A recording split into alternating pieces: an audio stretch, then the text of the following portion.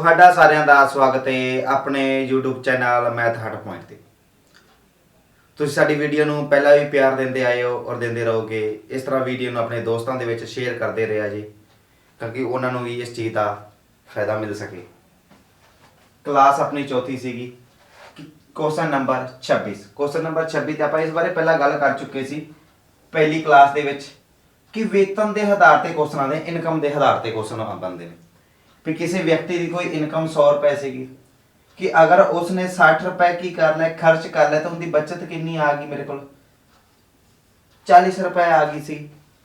क्योंकि income expenditure और saving, मैं एक्सपेंडिचर प्लस सेविंग करता तो मेरे को की बन जाती है इनकम। अगर इनकम के विचों एक्सपेंडिचर माइनस करता तो मेरे को की आ जाती है सेविंग, या इनकम के विचों मैं सेविंग माइनस करता मेरे को की आ जाता है एक्सपेंडिचर आ जाता है। इस आधार पर कोई क्वेश्चन बनते हैं। मैंने कहते किसी आदमी को वर्ष 2007 में 88,000 रुपए की वार्षिक वेतन के रूप में प्राप्त हुआ कि 2007 में किसी आदमी को कितने इनकम मिली, 88,000 रुपए इनकम मिल गई।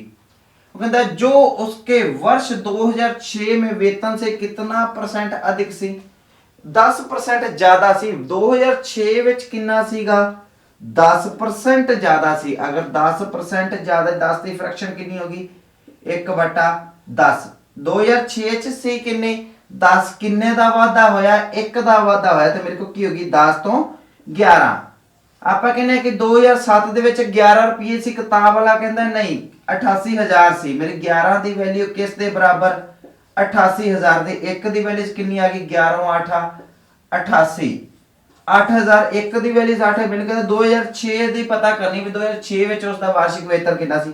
ਵੈਲਿਊ ਕਿੰਨੀ ਪਤਾ ਕਰਨੀ 10 ਦੀ ਕਿੰਨੇ ਨਾਲ ਗੁਣਾ ਕਰਿਆ 10 ਨਾਲ ਤਾਂ ਮੇਰੇ ਕੋ ਕਿੰਨਾ ਆ ਗਿਆ 80,000 रुपए मेरी की आ गई इनकम आ गई 2006 दी।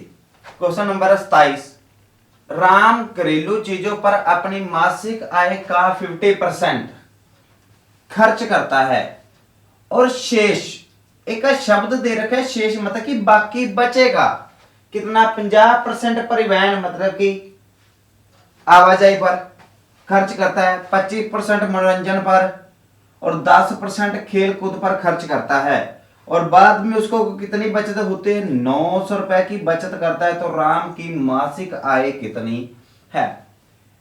पहला कितना खर्च करता है 50% खर्च करता है तो 50 की फ्रैक्शन कितनी दी 1/2। इनकम 2 सीगी 1 खर्च करया कितना बच गया 1। मेरे को की आ रही है इनकम की आ रही है सेविंग। बाकी करता है कोई बाकी बचे शेष का 50% प्लस 25% प्लस 10%।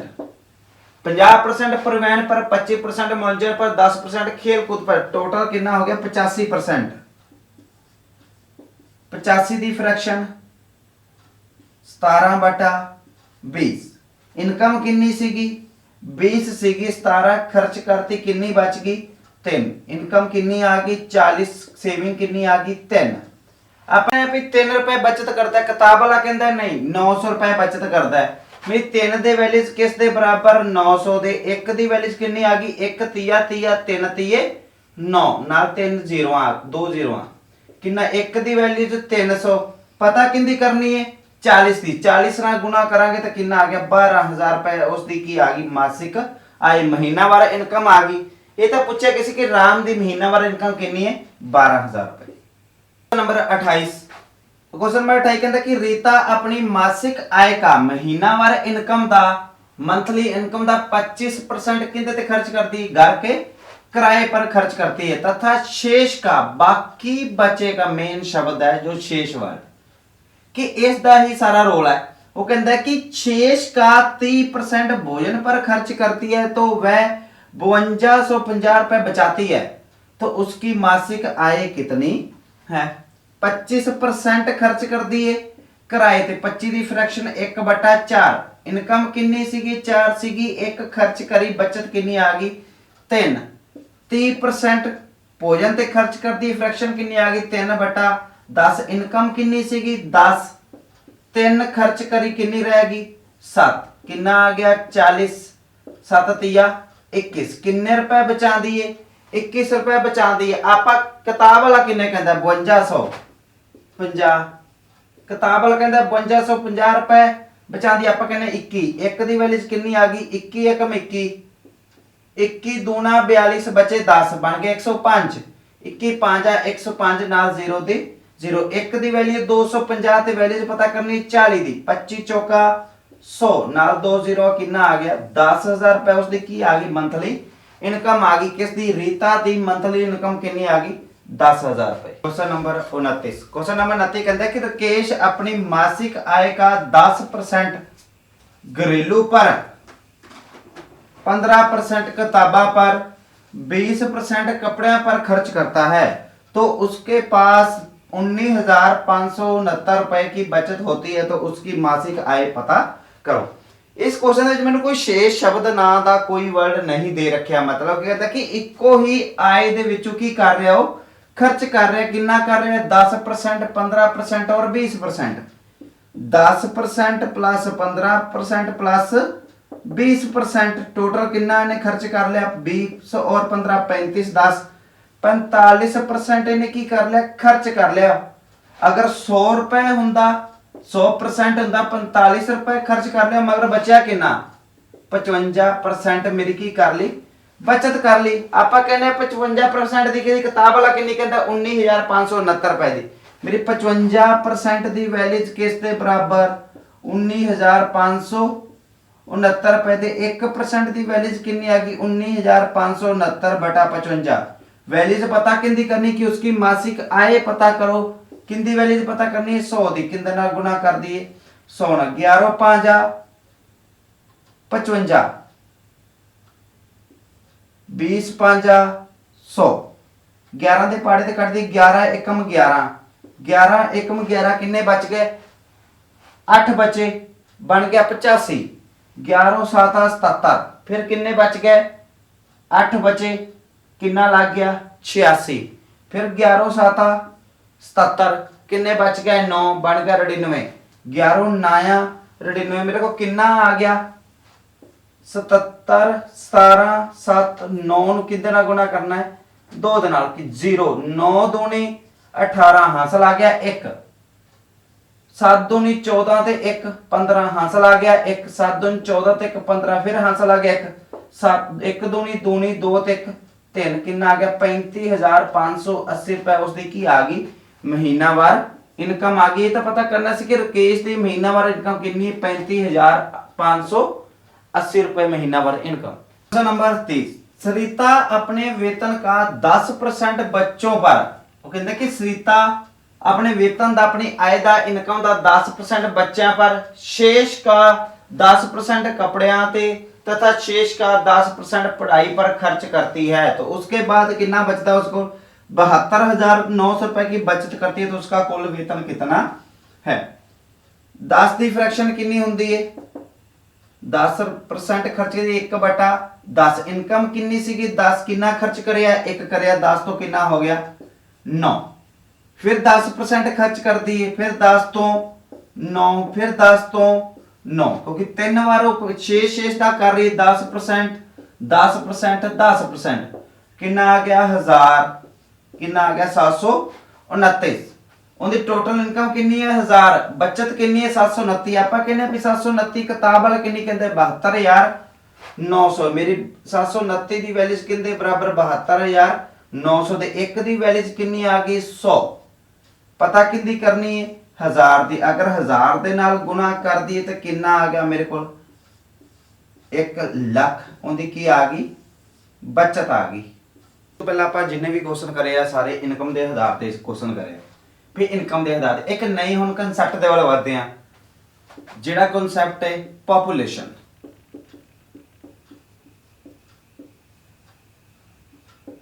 पॉपुलेशन के आधार पर क्वेश्चन परसेंट है बदे पॉपुलेशन मतलब कि जनसंख्या के आधार पर क्वेश्चन आएंगे जनसंख्या कि किसी आबादी किसी शहर की किसी पिंड की किसी गांव की किसी एक संस्था के अंदर कोई काम कर्मचारी कर रहे हैं उन्होंने आबादी के जे मैनू कह दे करेगा कि किसी एक पिंड के किसी गांव के किसी विलेज के किन्ने ही ने टोटल 100 ਨੇ। ਉਹ ਕਹਿੰਦਾ ਹੈ ਹਰੇਕ ਸਾਲ 10% ਦਾ ਵਾਧਾ ਹੁੰਦਾ ਹੈ।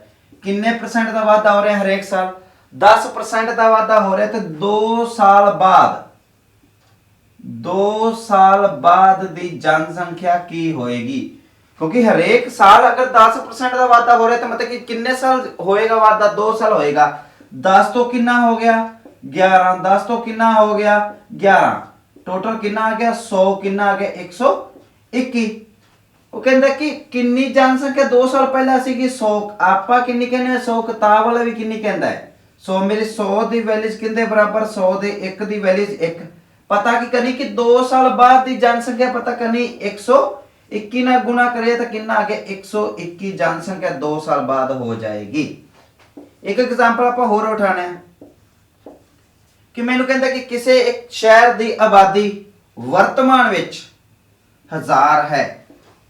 ਮੈਨੂੰ ਕਹਿੰਦਾ ਕਿ ਕਿਸੇ ਸ਼ਹਿਰ ਦੀ ਆਬਾਦੀ ਵਰਤਮਾਨ ਵਿੱਚ ਕਿੰਨੀ ਹੈਗੀ ਹੈ? 1000 ਹੈ। तो हरेक साल 20% ਦਾ ਵਾਧਾ ਹੁੰਦਾ। ਕਿੰਨੇ ਸਾਲ परसेंट ਦਾ? 20% ਦਾ ਹੁੰਦਾ। ਤੇ 2 ਸਾਲ ਬਾਅਦ 2 ਸਾਲ ਬਾਅਦ ਦੀ ਆਬਾਦੀ ਕੀ ਹੋਵੇਗੀ?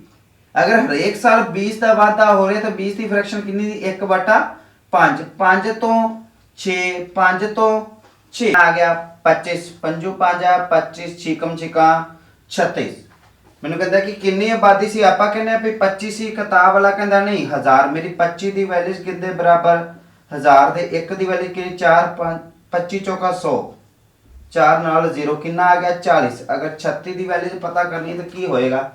ਗੁਣਾ 40। 36 ਚੌਕਾ 144 ਨਾਲ 0 ਦੀ 0 ਕਿੰਨੀ ਆ ਗਈ ਆਬਾਦੀ ਮੇਰੇ ਕੋਲ? 1440 ਆਬਾਦੀ ਆ ਗਈ 2 ਸਾਲ ਬਾਅਦ ਦੀ। ਕਿ ਪੋਪੂਲੇਸ਼ਨ ਦੇ ਆਧਾਰ ਤੇ ਕੁਐਸਚਨ ਆਣਗੇ। ਆਪਾਂ ਇਸ ਦੇ ਆਧਾਰ ਤੇ ਕੁਝ ਐਗਜ਼ਾਮਪਲਾਂ ਨੂੰ ਕਰਾਂਗੇ ਕਿ ਕਿਵੇਂ ਤਰ੍ਹਾਂ ਦੇ ਕਿਸ ਤਰ੍ਹਾਂ ਦੇ ਹਿਸਾਬ ਦੇ ਨਾਲ ਪੇਪਰ 'ਚ ਕੁਐਸਚਨ ਆਉਂਦੇ ਨੇ ਔਰ ਆਪਾਂ ਨੂੰ ਸੋਲਵ ਕਿਸ ਹਿਸਾਬ ਦੇ ਨਾਲ ਕਰਨਾ ਹੈ ਤਾਂ ਕਿ ਜਲਦ ਤੋਂ ਜਲਦ ਕੁਐਸਚਨ ਨੂੰ ਕੀਤਾ ਜਾ ਸਕੇ ਔਰ टाइम ਦੀ मैनेजमेंट टाइम ਨੂੰ बचाया जा सके। क्वेश्चन नंबर 31 कहते हैं जलालाबाद के किसी गांव की जनसंख्या 60,000 है। यदि पहले साल 20% और दूसरे साल 25% की वृद्धि होती है तो 2 साल बाद की जनसंख्या क्या होगी? जे 60,000 दे रखी है, एक ही दे रखी है, वर्तमान जनसंख्या दे रखी है। प्रेजेंट जनसंख्या कितनी है? 60,000।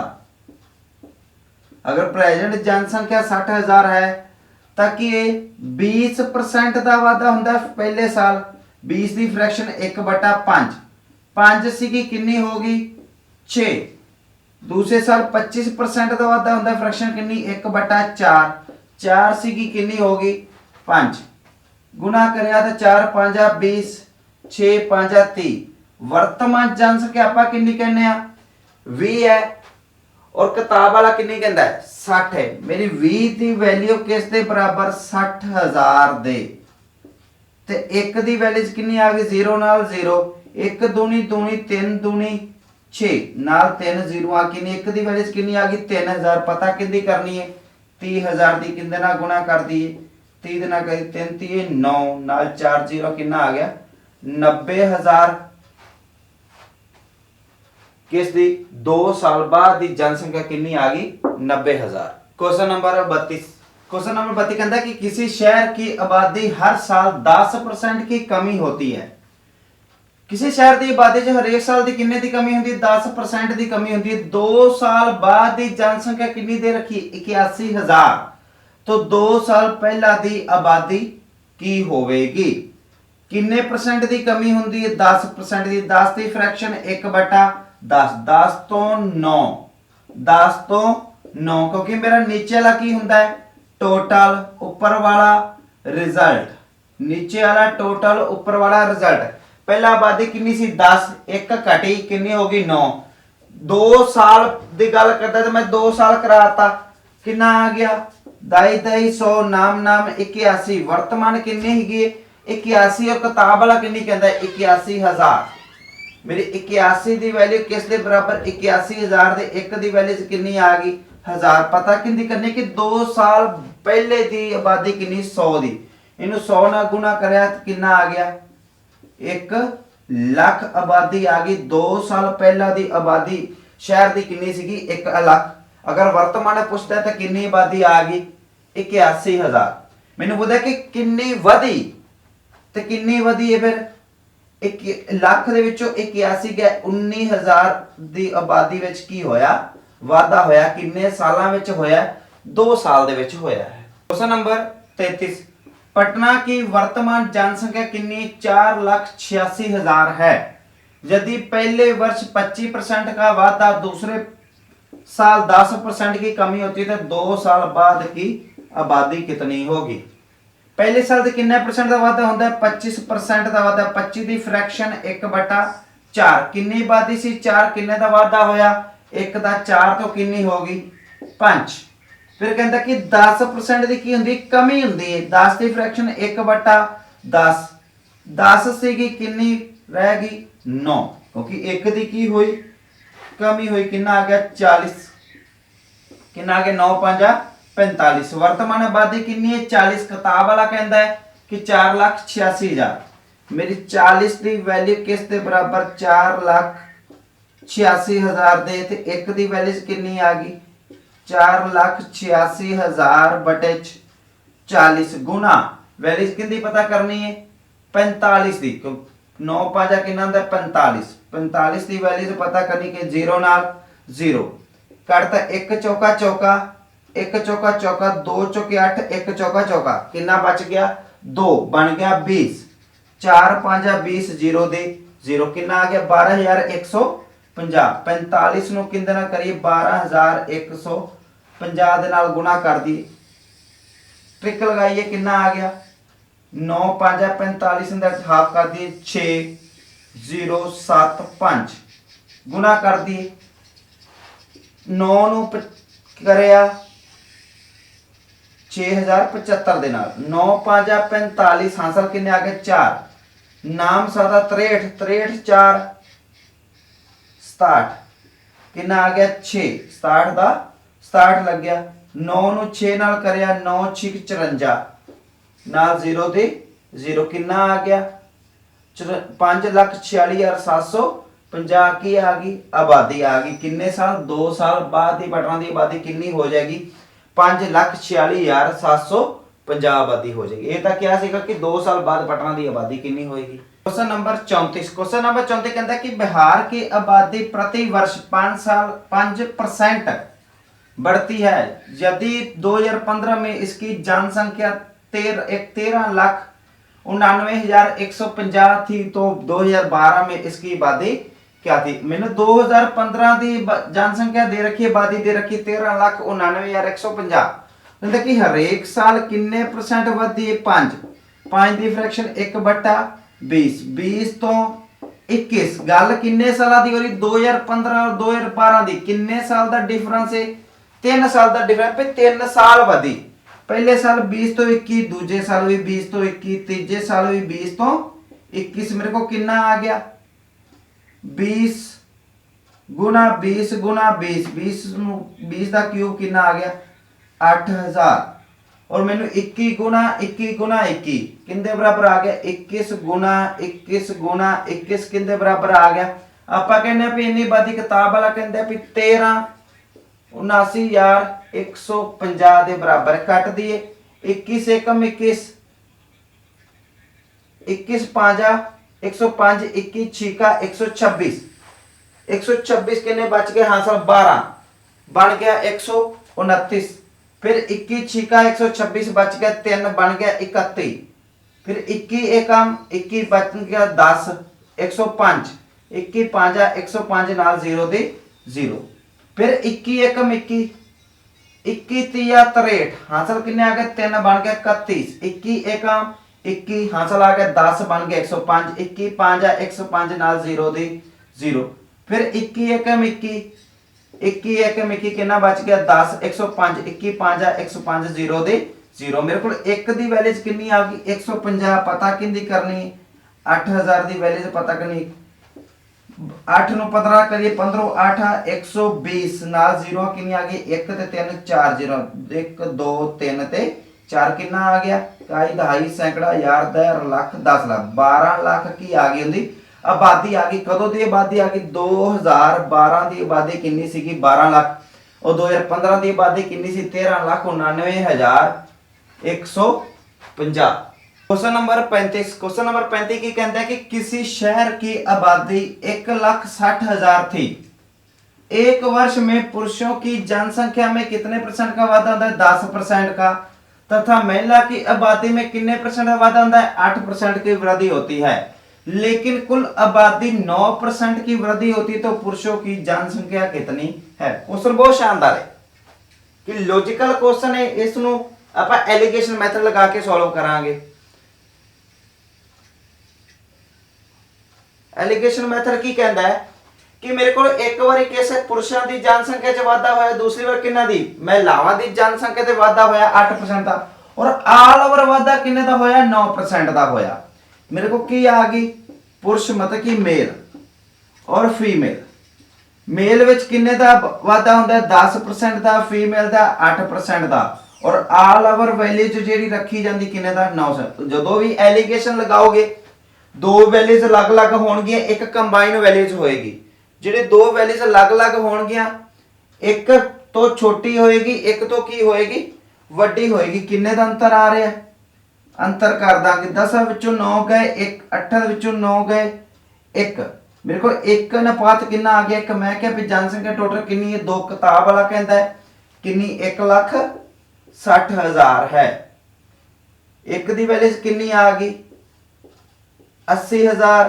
तो मैं पता कितनी करनी कि पुरुषों की जनसंख्या कितनी? एक दी वैल्यू पता करनी, तो कितनी आ गई? 80,000 की आ गई जनसंख्या आ गई। किन्ना दी? पुरुषों की। अगर महिलावां की जनसंख्या था तो महिलावां की जनसंख्या भी कितनी आनी सी? 80,000 ही आनी सी, क्योंकि टोटल ऑल ओवर कितनी गई? 1,60,000 है। 80,000 पुरुष होणगे और 80,000 की होणगियां? महिलावां होणगियां। मेरे को वीडियो चंगी लगी हुई तो लाइक शेयर कमेंट करिया जे, और अपने दोस्तों नाल भी शेयर करिया जे, और वीडियो नूं प्यार दिंदे रहिए जे, चैनल ते बने रहिए जे।